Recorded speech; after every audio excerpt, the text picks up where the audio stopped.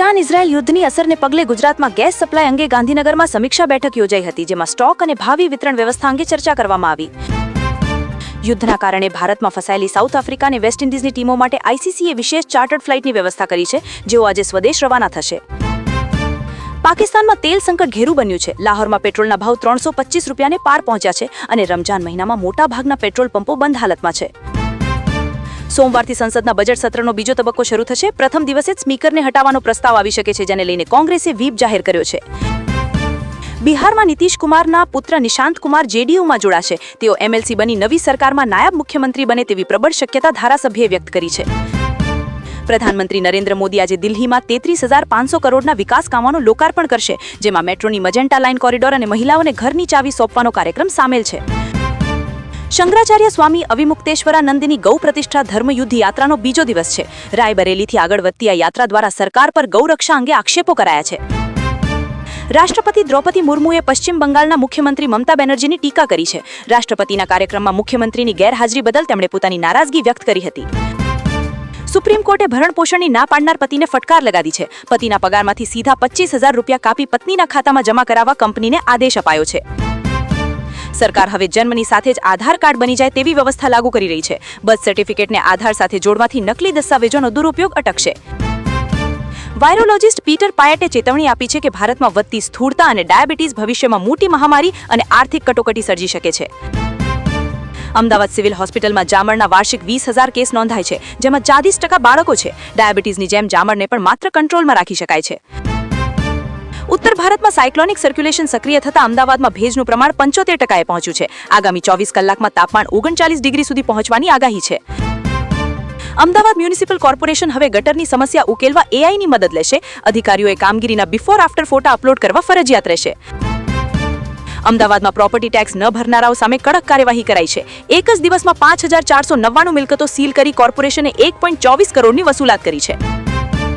ગુજરાત કોંગ્રેસમાં જૂના નેતાઓની નિમણૂક સામે અસંતોષ જોવા મળતા કમિટીઓનું વિસ્તરણ કરાશે. નારાજ નેતાઓને નવી જવાબદારી સોંપી મનાવવાનો પ્રયાસ હાથ ધરાશે. આમ આદમી પાર્ટીના સંયોજક અરવિંદ કેજરીવાલ આજે ગાંધીનગરમાં સભા સંબોધશે. ઈશુદાન ગઢવીની પરિવર્તન યાત્રાના સમાપન કાર્યક્રમમાં તેઓ હાજરી આપશે. આગામી સ્થાનિક સ્વરાજ્યની ચૂંટણીમાં આમ આદમી પાર્ટી તમામ બેઠકો પર ઉમેદવારો ઉતારશે. 10 માર્ચથી ઉમેદવારોની પસંદગી પ્રક્રિયા શરૂ કરવામાં આવશે. ગુજરાતમાં સ્થાનિક સ્વરાજ્યની ચૂંટણીઓ પહેલા વહીવટી તંત્રમાં મોટા ફેરફારો થઈ શકે છે. આઈપીએસ બાદ હવે કલેક્ટરો અને ડીડીઓની બદલી થવાની શક્યતા છે.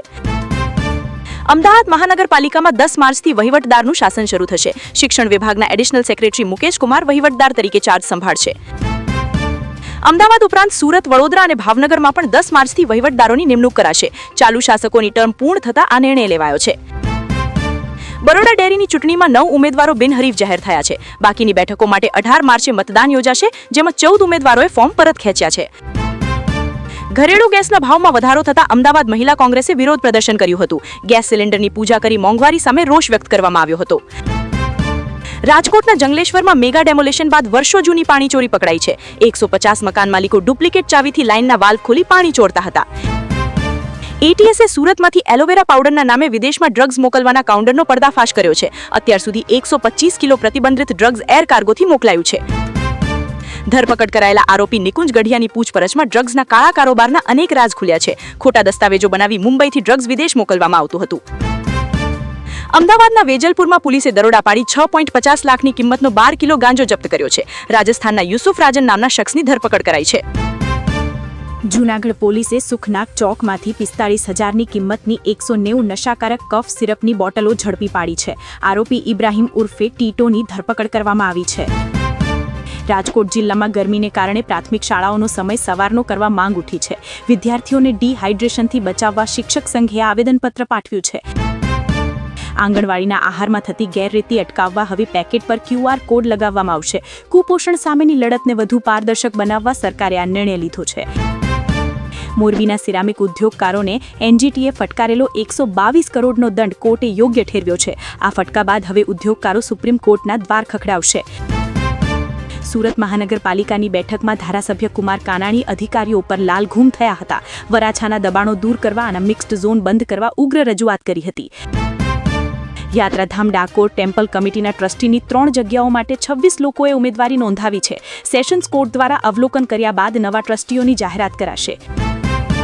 ખેડાના મહેમદાબાદમાં સરકારી જમીન કૌભાંડનો માસ્ટરમાઇન્ડ શિક્ષક આશિષ પટેલ ઝડપાયો છે. સિંચાઈ વિભાગની કોલોની પચાવી પાડી બારોબાર વેચી દેવાનો તેના પર આક્ષેપ છે. ભાવનગરના સોળવદર ગામેથી ડિગ્રી વગર એલોપેથિક પ્રેક્ટિસ કરતો બોગસ ડોક્ટર મેહુલ પરમાર ઝડપાયો છે. પોલીસે દવાઓ અને તબીબી સાધનો કબજે કર્યા છે. સુરત પોલીસે માનવતા મહેકાવી છે. ખોટા પરીક્ષા કેન્દ્ર પર પહોંચી ગયેલી વિદ્યાર્થિનીને કોન્સ્ટેબલ જયંતિભાઈએ 20 કિલોમીટર દૂર સાચા કેન્દ્ર પર સમયસર પહોંચાડી હતી. મુખ્યમંત્રી ભૂપેન્દ્ર પટેલે ઉમરપાડામાં 651 કરોડની તાપી કરજણ લિંક પાઇપલાઇન યોજનાનું લોકાર્પણ કરવું. આનાથી સુરત અને નર્મદાના 73 આદિજાતિ ગામોને સિંચાઈનું પાણી મળશે. અમદાવાદમાં આંતરરાષ્ટ્રીય મહિલા દિવસ નિમિત્તે અંગદાતા મહિલાઓનું સન્માન કરાયું. રીવાબા જાડેજા અને કિંજલ દવેએ ઉપસ્થિત રહી વધુમાં વધુ અંગદાન કરવા આહવાન કર્યું હતું. અમરેલીના બગસરામાં મોરાલી બાપુની માનસ મેઘાણી રામકથાનો પ્રારંભ થયો છે. રાષ્ટ્રીય શાયર ઝવેરચંદ મેઘાણીની સ્મૃતિમાં યોજાયેલી આ કથામાં મોટી સંખ્યામાં ભક્તો ઉમટ્યા છે. અમદાવાદમાં વિકસિત ભારત વિઝન પર વ્યાખ્યાન યોજાયું, જેમાં એઆઈ અને ડિજિટલ ક્રાંતિના ક્ષેત્રમાં રહેલી નવી તકો અને પડકારો વિશે તજજ્ઞોએ માર્ગદર્શન આપ્યું હતું. આજે દિલ્હીમાં આંતરરાષ્ટ્રીય મહિલા દિવસ નિમિત્તે ભવ્ય સમારોહ યોજાશે. રાષ્ટ્રપતિ દ્રૌપદી મુર્મુ આ કાર્યક્રમમાં હાજરી આપી પ્રેરણાદાયી મહિલાઓનું સન્માન કરશે. તેલંગાણામાં 130 નક્સલીઓએ મુખ્યમંત્રી રેવંત રેડ્ડી સામે આત્મસમર્પણ કર્યું છે. અત્યાર સુધીમાં કુલ 721 માઓવાદીઓ શસ્ત્રો હેઠા મૂકી મુખ્યધારામાં પરત ફર્યા છે. છત્તીસગઢમાં ભાજપ નેતાના ખેતરમાંથી અફીણની ગેરકાયદે ખેતી ઝડપાઈ છે. મકાઈના વાવેતરની આડમાં નશીલા પદાર્થ ઉગાડવા બદલ પૂર્વ મુખ્યમંત્રીએ સરકાર પર પ્રહારો કર્યા છે. ભારતીય ટીમને પ્રોત્સાહન આપવા ફેન્સમાં ભારે ઉત્સાહ છે. અમદાવાદમાં પરી પટેલ નામની બાળકીએ હાર્દિક અને સૂર્યકુમારના પોસ્ટર્સ બનાવી ટીમની જીતની આશા વ્યક્ત કરી છે. દિગ્ગજ પટકથા લેખક સલીમ ખાનની તબિયતમાં સુધારો થયો છે. જાવેદ અખ્તરે માહિતી આપી કે તેઓ હવે વાતચીત કરી રહ્યા છે. તેઓ 17 ફેબ્રુઆરીથી હોસ્પિટલમાં હતા.